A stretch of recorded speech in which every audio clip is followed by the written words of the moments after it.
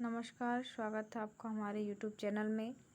आज मैं आपको हिंदी दिवस के इस पावन उत्सव पे, पावन पर्व पे एक छोटा सा हिंदी दिवस पे निबंध मैं दिखा रही हूँ, सुना रही हूँ। आइए देखते हैं हिंदी का हमारे जीवन में, हमारे भारत में क्या महत्व है, किन देशों में हिंदी का क्या विशेष महत्व है, उसके बारे में हम बताएंगे। हिंदी दिवस प्रत्येक वर्ष 14 सितंबर को मनाया जाता है।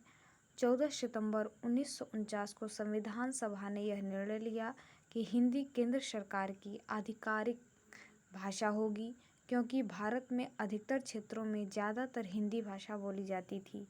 इसलिए हिंदी को राजभाषा बनाने का निर्णय लिया गया और इसी निर्णय को महत्व को प्रतिपादित करने तथा हिंदी को प्रत्येक क्षेत्र में प्रसारित करने के लिए वर्ष 1953 से पूरे भारत में 14 सितंबर को प्रतिवर्ष हिंदी दिवस के रूप में मनाया जाता है। स्वतंत्रता प्राप्ति के बाद हिंदी को आधिकारिक भाषा के रूप में स्थापित करवाने के लिए दादा काका कालेलकर, हजारी प्रसाद द्विवेदी, सेठ गोविंद दास जी आदि साहित्यकारों को साथ लेकर व्यवहार पहले आज के ग्रामीण क्षेत्रों में एक भाषा आप कहीं भी सुनते होंगे, व्यवहार जिसको बोलते हैं, तो इनका भी व्यवहार राजेंद्र सिंह ने अथक प्रयास किए। इतिहास क्या है? इतिहास है हिंदी का।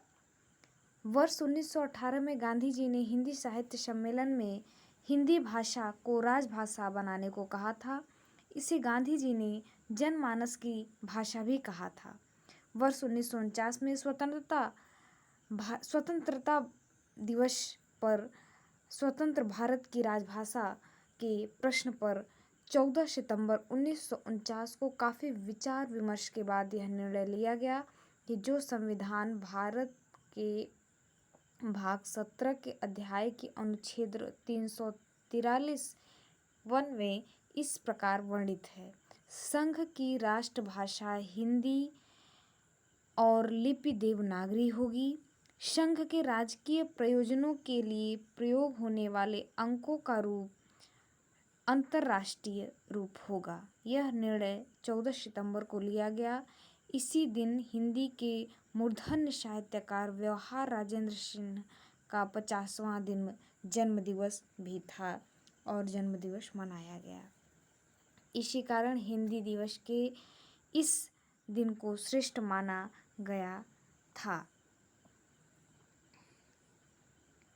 ये हमारा हिंदी का आज का निबंध हुआ और हिंदी दिवस को हम सभी को कोशिश करना चाहिए कि अपने भारत में हम ज़्यादा से ज़्यादा लोगों को या फिर खुद हिंदी बोलने पर जोर दें।